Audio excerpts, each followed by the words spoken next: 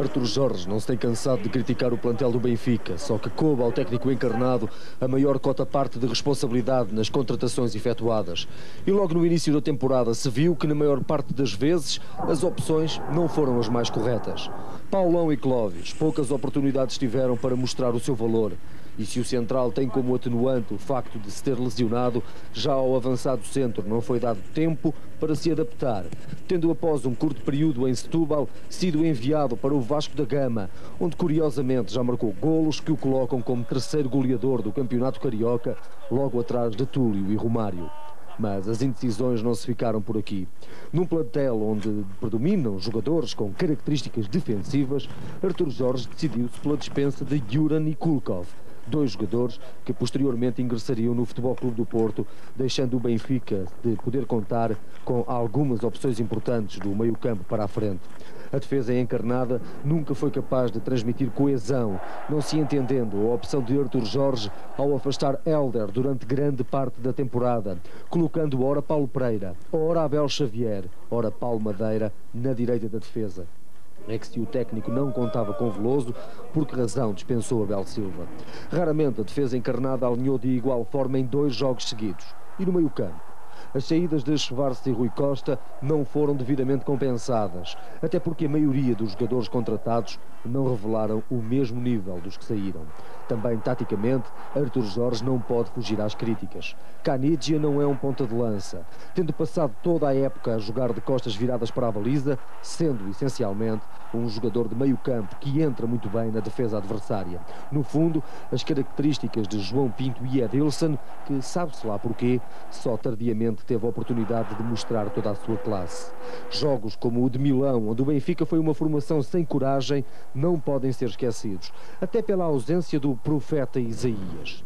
Uma opção que ainda hoje poucos entendem, agravada pelo facto do jogador ter permanecido no banco durante mais de 1 hora no jogo da segunda mão, um jogo onde os encarnados tinham de marcar. E sabendo-se que Isaías é um jogador que necessita de jogos para poder render em absoluto, quem poderá, em consciência, atirar agora a primeira pedra ao mau momento de quem, por mais do que uma vez, foi o salvador da pátria benfiquista.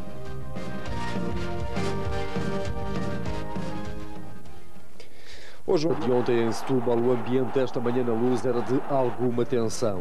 O silêncio foi o melhor conselheiro para jogadores, dirigentes, equipa técnica e adeptos. Como que anestesiados, ninguém parece acreditar que o Benfica esteja a realizar a pior temporada dos últimos 40 anos. Críticas, ainda que veladas, são muitas. A culpa é dos jogadores, do treinador, dos dirigentes e até, pasme-se, dos jornalistas. Culpa de todos, mas que ninguém assume. Comentários como: o Paneira não devia ter ido falar com o árbitro, eles estão a gozar connosco, não têm classe para jogar no Benfica. Se isto fosse no Porto, vocês eram daqui corridos à pedrada. Numa clara alusão à comunicação social, eram alguns dos mimos que durante toda a manhã se podia ouvir junto à entrada principal da Luz. Mas ouviam-se mais. Manuel Damasio não foi esquecido. Houve mesmo quem se lembrasse de uma declaração do presidente na última Assembleia Geral do clube. Um técnico não se dispensa a pedido dos sócios ou de uma má ou outra exibição. Se na realidade eu verificasse que o Artur Jorge não era o técnico indicado para o Benfica e que não estava a corresponder àquilo que eu esperava dele, aí eu seria o primeiro a ter uma conversa com o Artur Jorge e para encontrarmos uma solução para isso. Mas como até este momento, felizmente, o Artur Jorge não me tem desiludido em nada, pelo contrário.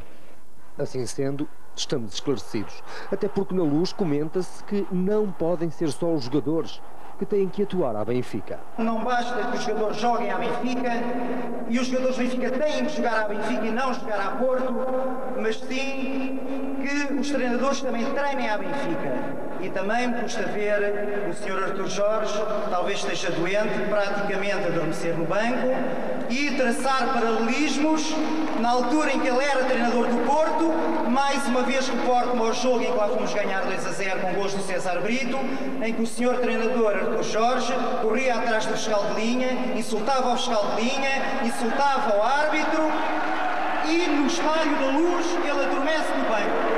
O afastamento da Taça de Portugal vem apenas confirmar que na Luz o rei afinal vai nu. A atual direção está a conseguir o milagre da salvação económica, mas permite o descalabro desportivo, autorizando que se continue a acusar os jogadores de falta de classe e de exclusividade na culpa dos maus resultados, esquecendo uma máxima importante. É que quando se vence, vencem todos, mas ao invés, quando se perde, perdem igualmente todos. O azar e a infelicidade não explicam tudo. De uma vez por todas, os adeptos do Benfica querem que lhes expliquem por que razão é que tantos jogadores entram e saem da luz, por que razão Gaspar Ramos não diz de uma vez por todas tudo aquilo que sabe, por que razão é que Manuel Damasio continua a segurar Artur Jorge. As 6 jornadas do final do campeonato, ninguém duvida que vão ser as mais longas, as mais duras e mais frustrantes da história do Benfica.